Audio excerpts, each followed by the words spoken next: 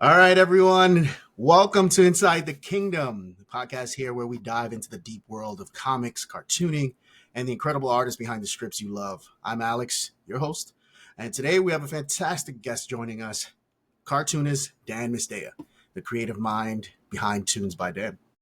If you're a fan of sharp observational humor with a delightful, absurd twist, you've probably come across Dan's work. Um, he's a renowned New Yorker cartoonist, featured in Airmail, the weekly humorist, and he has a knack for blending clever things. I've loved your football strips, everything that came into in a timely manner there. Super Bowl because I wanted, but yes, most people, may if you're a Philly fan, you're pretty happy. Otherwise, Let's not talk about that. Let's not talk about the we're Super not going to Bowl. talk about that. We're not going to talk about that. But a renowned cartoonist, and of course, in 2024, Dan joined us here at King Features and Comics Kingdom, I should say, with Toons by Dan. Today, we're going to talk about his life as a cartoonist, inspirations, go beyond the panels, and talk about his journey. So, without further ado, hi, Dan. Hey, thanks for the wonderful intro. It's great to see you, Alex. Thanks for having me on. Oh, it's great to have you here. Of course, long overdue. As I said, you've been near and dear, not only because Yeah, of the cartooning heritage that you come from and share, but near and dear as we've talked collectively since you launched here. And this is again long overdue, long overdue. yeah, No, this is good and near as we live somewhat close together. Practically neighbors. Yeah, I jokingly at times I say, you know what, if Dan doesn't show up, I'll just go knock on his door Yeah, or something. exactly. Yeah, Bring over like I guess a fruit cake or something, a pie. I guess if that's still a thing, people still knock on each other's door. that would be a little weird if you did bring over a pie, but That'd be odd. I'll That take would be very, it. very odd.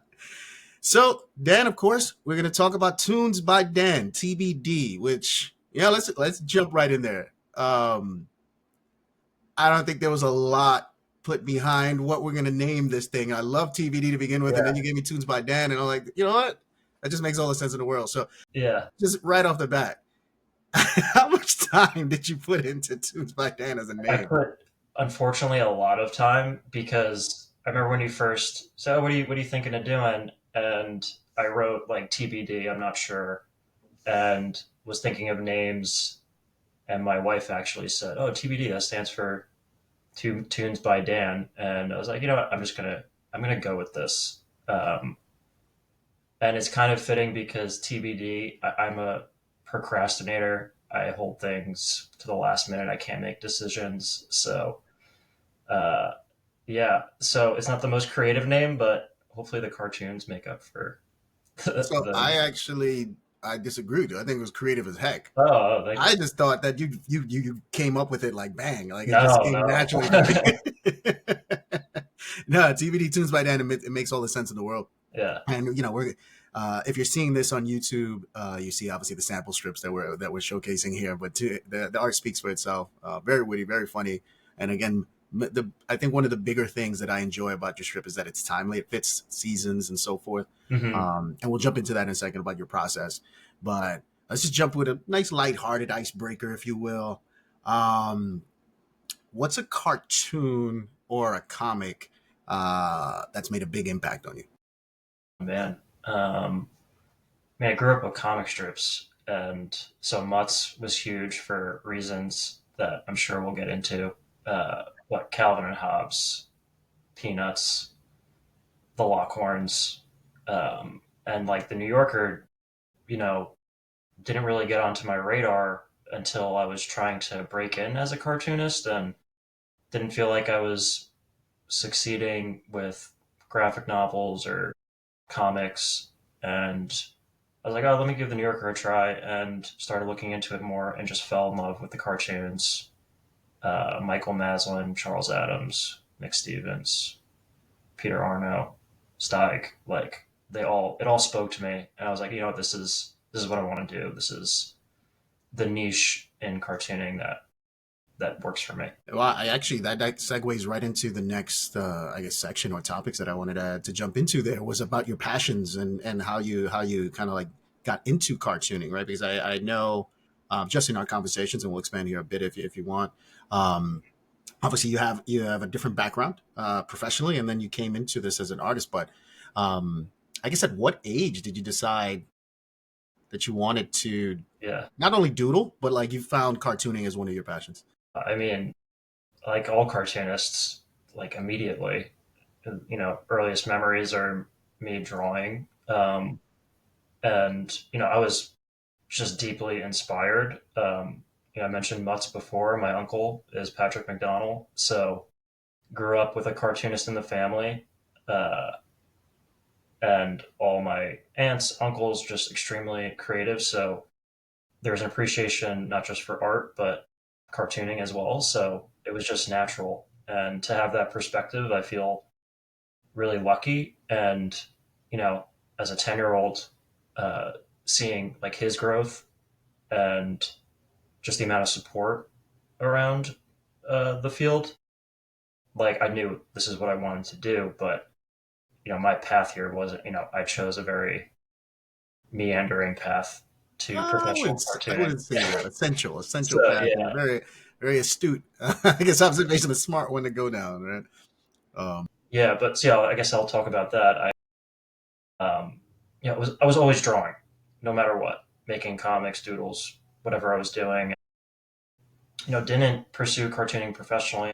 Decided, went to a big university, studied economics, got a job with a big insurance company, worked in accounting, finance for several years. But like cartooning was always in the back of my head. I never really gave myself the permission to pursue it. And it got to a point where it's like, I can't ignore this anymore. So, yeah, that's when I started pitching to the New Yorker, wrote a children's book, and yeah, it just kind of worked out. Wasn't easy, but and yeah, now I'm kind of back, still cartooning, obviously, but now I do taxes for artists and freelancers, and I have this really weird professional life that's hard to explain to people. you're like their guy, right? The Yeah, cartoonist is guy. It's kind of like obviously we deal with it, but as King Features, we deal with a bunch of cartoonists and the lawyers, and yeah, truly, I think I've dealt with maybe three different lawyers over the course of time I've been here, and yeah, I've dealt with about 100 different cartoonists, and so they all work within the same groups and yeah, circles yeah. and represent each other in that way. So I'm not surprised that you're kind of helping a bunch of cartoonists along Sure. with this part of the business. Yeah, Because no, it's I love doing it. If I'm gonna yeah, do and taxes if for anyone, someone, you know the ins and out of like yeah, how to right, go right. through accounting on that side, right? Uh-huh. Which reminds me, I should hit you up on when it's tax season next Yeah, year. But you should. Yeah, that'd be fun. I guess that speaks a bit. Not I guess it does speak to your early inspos, and I can't imagine. I guess how great of an experience or resource that is to have Patrick as like your Yeah. uncle and Mutts and everything that strip has obviously achieved and is still achieving and doing. Hmm. And shout out Patrick, we love you. Yeah.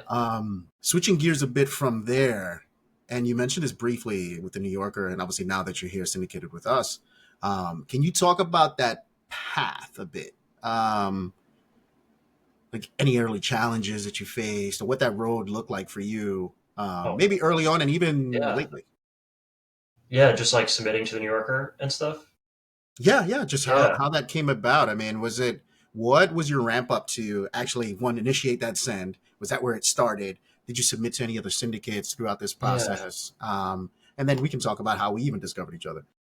Yeah. So like right before I started submitting, I was dabbling with comics and I submitted some ideas to syndicates that they just didn't materialize. They weren't great ideas. And when I was kind of like, I've tried everything, let's explore the New Yorker, and did a ton of research. And like I said, like it just fit me. Hmm. Like I think in single panels, or I realized that. Hmm. And yeah, I started submitting January 2020. And, I kind of knew what I was signing up for. You read stories about cartoonists who, like Frank Cotham and David Cypress, years of submitting and just sticking with it. not even years, some in times decades. So I was like, I'm going to be drawing for the rest of my life anyway. I might as well like submit to New Yorker and see what happens. And so I submitted 10 cartoons every month. That was like their guidelines. And this And is while you were working full time. so I left my job in March to do Okay. this insane experiment. And um, uh, so yeah, this is all I was doing for a year. And yeah, it was 10 a month.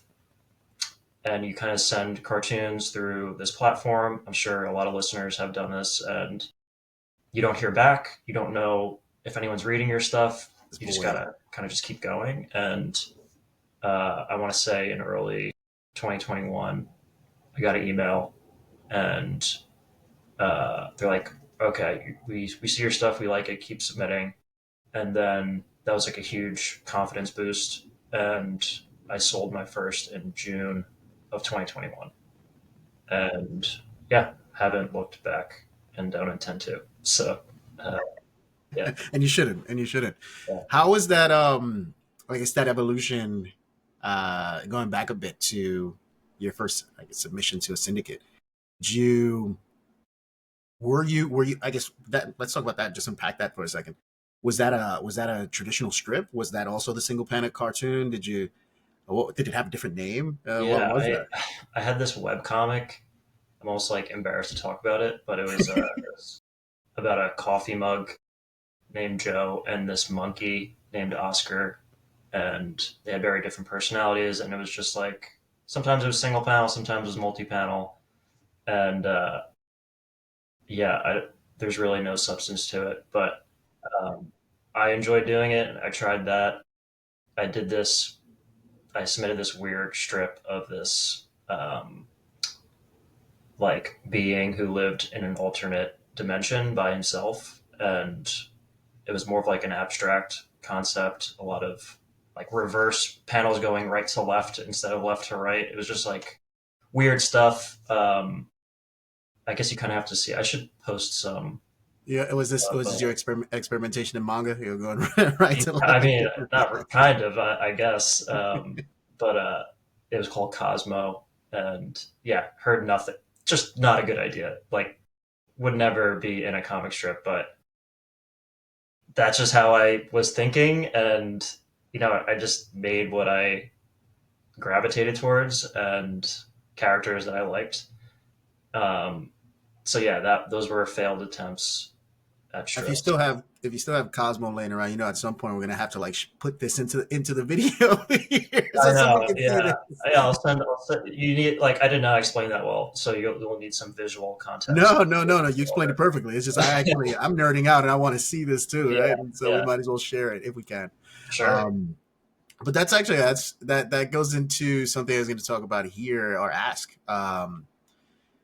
Do you which part of this do you enjoy more, the writing or the drawing itself? Or are they both equal? Man, I'm gonna say the drawing, but it's really, I guess, the thinking, and because a lot of time when you get ideas, it's it's like the idea, like the drawing doesn't come first, the writing doesn't come first. It's like the idea, and sometimes the drawing leads into it, sometimes writing does, but like sometimes you just get like a good idea, not doing anything, and just kind of staring at your piece of paper, and like that's just a great feeling when something clicks. So that's like the best part. It doesn't happen often, but when it does, that's always really nice. Well, that actually you just sparked another question in my mind. As you go through that, I guess is the most fulfilling moment for you um, when the reader sees it, or is it when you put it to that page? Is it to your point that expression of what you just came up with? uh I mean, it's so personal, so I think it's when I do it. Like the reader, I can't control what how Yeah. they interpret things and what they think is good or bad. So yeah, it's really when How has your you how's your feel like drawing evolved? I guess in that spectrum, right? In that span of time, from like its early days to where it is now. And then maybe if you can expand a bit, what's your approach to the humor in it? Yeah. So how my work evolved, I guess I just got better at drawing because I there was more intention.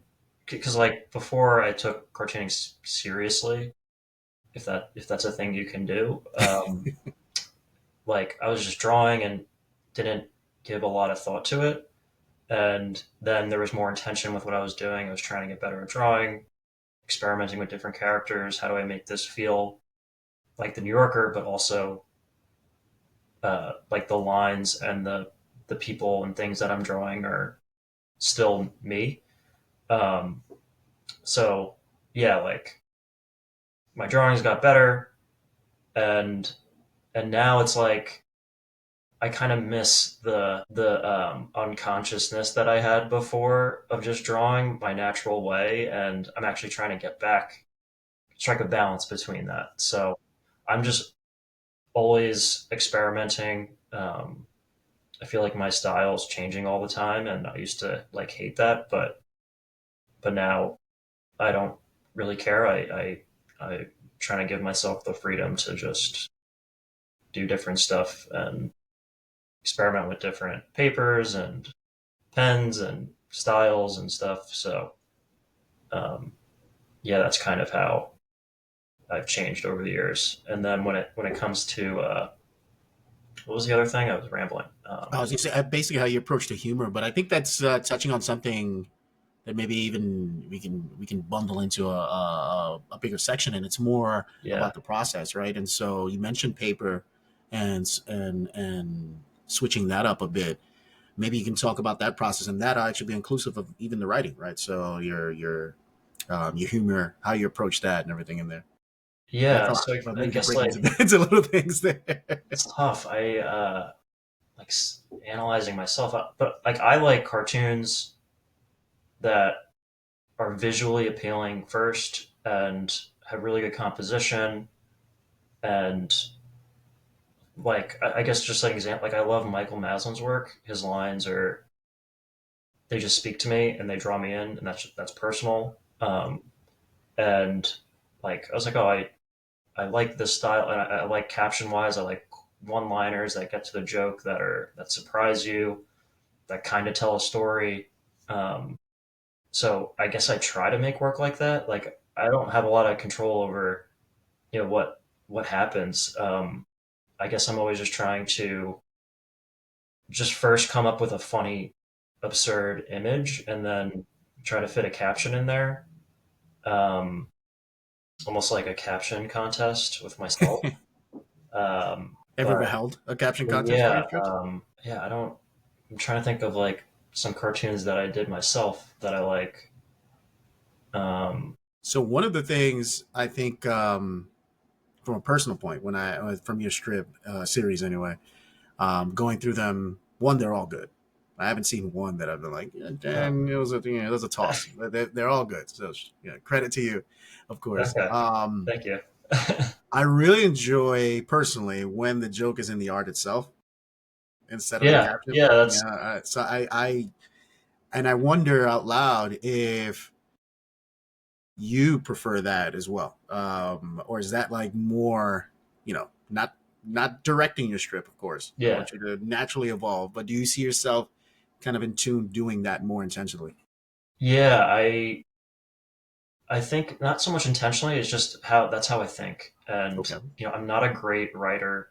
I'm not a great captionist, if that's what you call that.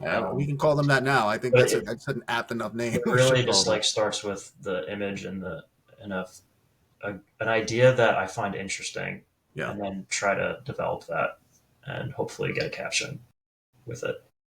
Um, yeah, that's kind of how I found for me, like working that way produces better work for me.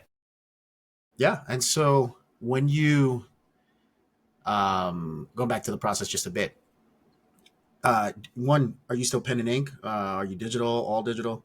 Yeah, that's another thing with evolving. I was pen and paper. Then I went to iPad, and then now, like for TBD, I'm trying to do everything pen and ink. It doesn't always look the prettiest or like most perfect, but I think you're selling yourself yeah, short, sir. yeah, but no, I but think it looks that's phenomenal. what I'm trying. Like that's part like it's okay to have like mistakes in your work and ink wash not to be perfect. Like I'm just trying to like hone that skill and see where it takes my work. Yeah. Yeah, If I can weigh in, just again, this is totally biased. yeah, I would err and actually encourage you to keep going down that funnel, because the more, and this is again totally biased, my point of view here, not king. So to all our digital artists, we love you, and everyone that's using digital as a medium, I understand it, and I love it too. But there is a homogeny there in everyone kind of like using the same sort of lines, and the weights are very similar. And you see a lot of that obviously in the webtoon yeah, world and what's going on there. But there's something to that uniqueness in yeah, error, in mistakes, in smudges, in lines not being perfect, that make everything beautiful in my mind. yeah. Um, I totally agree, and that's how I work.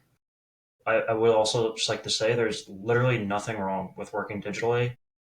I see cartoonists who do digital cartoons, and Amazing work, by I the way. know who it is. Yeah, Like I could tell who their style is, and there's a point where you don't even think about it, whether it's digital or uh, on paper. At the end of the day, it doesn't really matter. Are you making a good cartoon or a good comic that has good writing and good composition and is thoughtfully laid out? Like that's what matters at the end of the day. It doesn't matter if it's digital or made with pen and paper. Like, are you doing work that you like and that works? Unless it's AI, which we don't yeah, have to get into. yeah. That one, that's a whole nother world, and Yeah, maybe a I shouldn't have fast said that. approaching world, right? Not even approaching, we're in it, but a fast approaching future about where that discernment is. You know, Hmm. what the public may see as quality. Funny anecdote there, unrelated but somewhat related, and it's to the whole idea of like what the future might see, and Yeah, either not understand or just define this to be, because they've grown up a different way. The movie Tropic Thunder. Yeah, you ever seen Tropic Thunder? yeah, I have. Yeah, Yeah, it's one of those that I don't think would ever be greenlit today as a movie, yeah, but no, it happened, and it is what it, and it's a hilarious movie.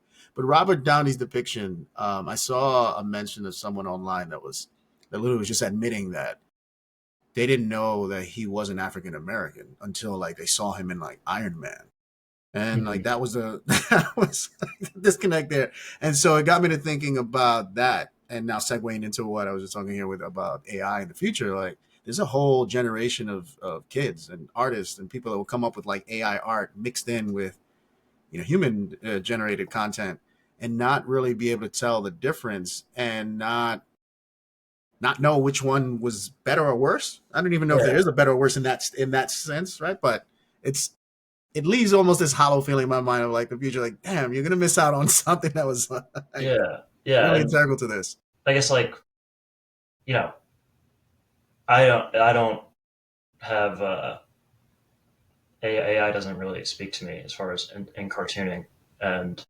but that's just my opinion. You know, if you want to experiment with it, sure, but yeah, for me, it's just not. It doesn't. Same here. I mean, and from a business sense, just Yeah, for Comics Kingdom, I think we doubled down on that. The idea that this is human drawn, there's quality to that, and the uniqueness in mistakes that we just talked about, and or intentional mistakes, or however that comes about, that isn't this homogeny of a tool just drawing for you, yeah, which again, subjective. So you may sure, like it or not, but I yeah, think exactly. we're gonna go the other way and figure that out. Um, do you? I guess in your strip, being a gag cartoon, largely a gag cartoonist and single panel, do you ever find that you try to storytell in your strips at all? And if so, do you ever Hmm. have trouble balancing humor and storytelling in that? Yeah, I think like I, and this isn't one size fits all, but like a good cartoon like kind of tells a story. It's a moment that's captured, and there's a implied beginning and applied end to it, and Hmm. you're trying to draw that portion that's funny and where the light bulb goes off for the reader. Like Charles Adam was amazing at that. Um, so yeah, there is an element of storytelling Hmm. there, uh, but you're not really writing a story. Yeah, You only have to do a small portion I of guess it. it's a So snapshot, right, of a yeah. story, if you will, a moment, a scene, Hmm. in that story. But yeah, I like that's succinct. Obviously, there's a closeness to beginning end, beginning Yeah. and end to your strips there, even though it's a single panel. Um, do you have any of your material, any fan favorites that you've heard, or favorites of your own, uh, Hmm. that you can just on the fly think of? Favorites of yeah. I feel like I did a cartoon Or better, of a actually, let me rephrase that. I'm sorry. yeah, Leveraging fans more. Let's talk that. Any memorable fan like reactions to your material or fan favorites in that sense? memorable reactions. Not oh, I guess yeah, two. Um, I mean, one that a lot of people like and have reached out about is I did a cartoon. It was a banana, a rotten banana on his deathbed, and he has his banana family around him, and he says, "Please donate my body to banana bread." And I mean, I didn't think it was a great cartoon, but a lot of people liked it, so I guess that's good. And then I did a so I'm a huge baseball fan. I do a ton of baseball cartoons and just kind of gravitate towards that. I'm also a Mets fan, and I did a cartoon of it was Juan I think that's the Soto. end of our show here today. We don't need to go further. No, no, I'm kidding. Yeah, yeah, no, it's a sore spot among some Yankees fans, but yeah, Juan Soto went from the Yankees, signed with the Mets. I did a cartoon of him like changing stations on the subway, and I kind of got the subway station wrong for Yankee Stadium. It's the should be the four, it was the six, and I just got ripped apart Oh, for it, and I felt terrible because I was like, how could I? I mean, you can theoretically get on the six, switch up to the four, go to Yankee Stadium. I'm pretty sure I've done that before. yeah. Not on purpose. Like you just sometimes need to do that. Yeah, I just got ripped apart. I felt bad. I was like, how could I miss that? But I mean, it's okay. Well, engagement, right? That's one way to It's drum it mostly up. angry Yankee fans. Now, I'm gonna look up that strip, and I might just have to frame it and just have it for myself. Um, where do you see the strip going in the future? So yeah, the strip now. I mean, when I was submitting to the, I mean, this was years ago now. I mean, I and every other New Yorker cartoonist is in a similar boat. Like you have so many ideas that don't get sold, and I'm not the first to do this. This isn't groundbreaking, but Yep. I'm kind of resurfacing those old ideas, redrawing them, and uh, yeah, there are things that I normally wouldn't publish that may not be the best ideas, but they're interesting, and I'm able. I've done so many holiday cartoons that I haven't had published, so it's easy for me to, oh, the Super Bowl's coming up. I'll do a couple football cartoons. I have spring coming up. I have a backlog of that type of content, and so yeah, like as we go forward, like newer material will surface obviously, and I don't. It's not going to be like I'm submitting all my cartoons that I mean, I'm publishing all my cartoons that I did in 2020 now. It's kind of a mix, but in general, the trend is, maybe 5 years from now, if I'm still doing this, the cartoons are going to be more like I'm drawing right now instead Yeah. of, or and thinking right now instead of like years ago, if that makes sense. Yeah, and as you're saying that, I'm actually realizing we did a bit of a disservice here in terms of Tunes by Dan and explaining what Tunes by Dan is, right? And so, you are primarily, obviously, a gag cartoonist submitting to Yeah. the New Yorker and other magazine outlets and digital outlets, etc. And we are a syndicate, and I guess the traditional experience in that world or relationship in that world is that they haven't essentially worked together in that Yeah. space. As a syndicate, we don't have a ton of this material, but we do publish renowned strips, daily strips, weeklies, Sundays only, etc. Um, and it always struck me as odd that we don't have more of a relationship in that sense. And so, as as luck would have it, I'm sitting in this seat here as director of D2C Comics and whatnot, and I have the opportunity to interface with a bunch of cartoonists and like-minded individuals. And I sat on a panel with the New Yorker and Jason Chatfield, and we talked through all these sort of issues. And I had this like a light bulb moment, I guess, went off there, if you will. And again, I'm not the first to do it, so I'm just ushering a new era, if you will, and in with your help Yeah. as No, part that's of this. great. But the idea that the New Yorker alone receives something like 20,000 submissions a month or so, or some insane amount of content, and of course they can't publish all that material, and it got me to think, well, everyone should be able to see that, that stuff. Yeah, Where sure. does it go if it doesn't make it there? And then obviously we talked, and so this is essentially what Toons by Dan is. It's like you just explained, rehashing, remixing, and adding in new content, and obviously still going through what you do in your profession with magazine submissions, etc.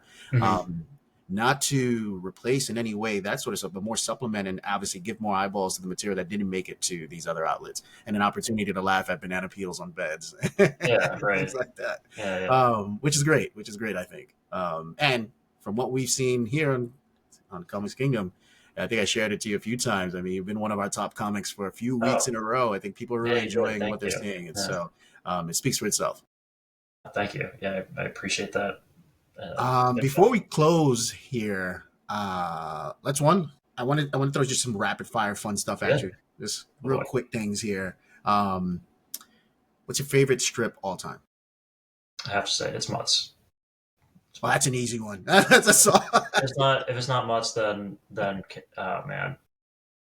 Don't go digging in the wells. If it's mutts, it's I mutts. mean, it's between Calvin Hobbes and Peanuts. I mean, they're just how can you pick Yeah, between how the can you two? go wrong with any one of those? To be honest. Yeah. And again, with that, we said this earlier on, but shout out to Patrick and all the work that he's doing there and continuing that, and much still continues to amaze day by day. Yeah. Wonderful, wonderful strip. Um, what's or do you have your most relatable cartoon character? Like in the comic strips? Like, Strips, cartoons in general. I think we can go into the world of animation if you wanted. most relatable. I give you an example. I love and really relate with Wile E. Coyote. Okay. That is my guy. Oh man. Wally. I'm a huge Wally fan. Who do I relate with? I don't know why I want to say Nancy, but Charlie Brown maybe. Man, Oh, I'm not getting very creative here. no, Sorry. no, but I can see Charlie Brown. I can, I Yeah, can, I can understand why you're making that connection. yeah, yeah. I yeah, I could. I relate to Charlie Brown a little That's bit. good. That's good. What's the weirdest idea that's ever made it into one of your scripts? Oof. Weirdest. I'm gonna have to edit out this long silence. I did something. I don't know why I'm thinking of this, but I did something with like a lobster that was a masseuse. It was bad. I think Narrative published it. It was. I mean, it was funny, but yeah, weird. I don't know. A lobster masseuse. Yeah, he was. Yeah, I don't know why. Well, the I'm idea. embarrassing myself at this point. No, the idea made me giggle just thinking about it. But now I want to see the strip and see how you actually depicted that, because yeah, that could be a tough one. Any can you think of any reason why you put that together? Why that popped in your head? It's like I was thinking, what would be a terrible masseuse and like a lobster with their Hands claws? down. I mean, that'd be a No pun bad intended. massage. Hands down. So yeah, let's just say the New Yorker didn't buy that one. Good eyes they have. Um, Yeah, Emma knows what she's doing. yeah, Emma's great. So I guess again, wrapping here with that. Thank you for those. That's pretty good. Where I guess where can fans follow you outside of Comics Kingdom, of course? And you know, I know you're an author, Hmm. an artist for us, so we can talk about the books a bit, Sure. and yeah. Yeah, I mean, I do most of, if it's not Comics Kingdom, it's on Instagram. It's at Dan underscore Misdea. Yeah, I post all my other work on there. And then I have two books.